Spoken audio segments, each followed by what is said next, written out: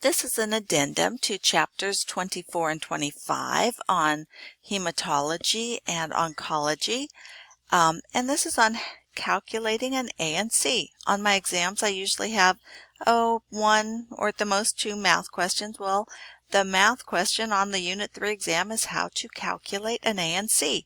So let's go over it. So first, what's the big deal about neutrophils? Well, neutrophils are a big deal on our cancer patients or our immunosuppressed patients because they are the first line of defense in our immune system. They're the cells that are circulating around there looking for invaders, particularly looking for bacteria and fungi. They are a phagocytizing cell, so they're able to phagocytize and kill and digest bacteria and fungus. And bacteria are life-threatening if you're immune suppressed, so this is important to have these. They're called neutrophils based on their nucleus.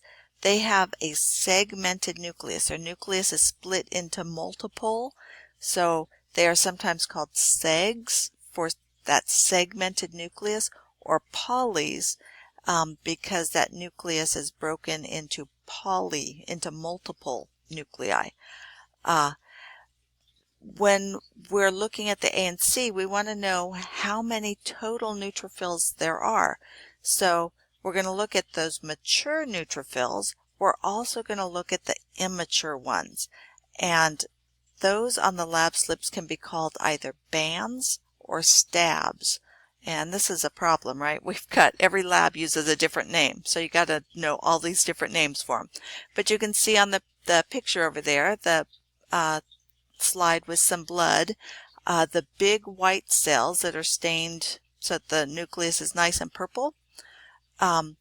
Over the one on your right, that you can really see how the nucleus, the dark purple part, is segmented and divided up. And the one on the left, only kind of sort of, because it's an immature neutrophil, so that is a band.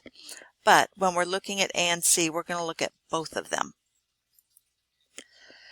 So what is an ANC? Well, it is a way to quantify, to give a number to how susceptible a patient is to getting an infection. So we're going to take those neutrophils, segmented or polynucleated, whatever your lab calls them, and we're going to take the total of them. So we're going to take both the mature ones and the immature ones, and then we're going to figure out what we're going to multiply the percent of WBCs that are those neutrophils by the total number of WBCs in order to find out how many neutrophils. So the total, that's the absolute. How many neutrophils do you have in our given volume of blood? So let's go ahead and do that. And I have a lab slip here. This just came off the internet, but this person has 1.7 WBC. So the total count in a given volume of blood is going to be 1.7 WBCs. And I'm just going to point out here it says times 10 to the third. Then we want to know the type of WBCs because we want to know about those nucleated ones. And remember, we said they can be called segs because they're segmented, the nucleus is segmented, and the immature ones that are just being made and sent out because of the infection are called bands, either bands or stabs. So we have 33 segs and 1 band, and notice these are a percent. They're a percentage of the total WBCs. Unfortunately, this can be calculated in 2 ways. They can say out of 100 WBCs, this much percent, this much percent, this much percent is this type. Or they can say in the volume of blood we counted exactly this many, which is your absolute. When you're calculating an ANC, you want the percentage, not the absolute. on your WBC types. So we said we had 1.7 WBCs. That was our WBC count. We had 33% segs, different lab will call it neutrophils, and we had 1% bands. Again, a different lab may call it stabs. We're going to add together those neutrophil types. So our 33 plus our 1. So that gives us 34%. And remember, percent means out of 100. So 33% is 0.33. 1% is 1 out of 100, so 0.01. So 0.34 is how many different neutrophils we have taking in the different types.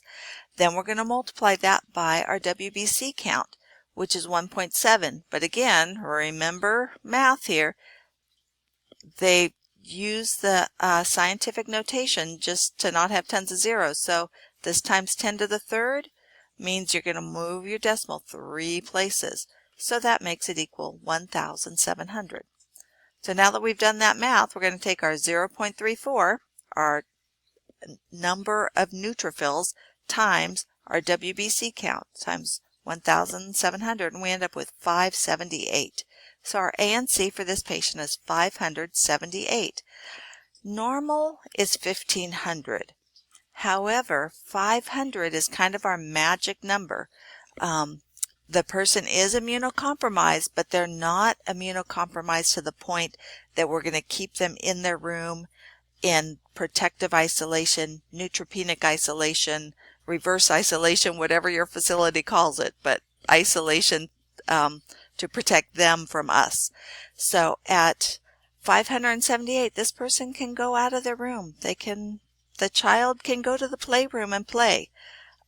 If it's less than 500, then they're in their room, and we have to gown and mask to go in there because they're so susceptible they might get things from us. So that is how to calculate an ANC.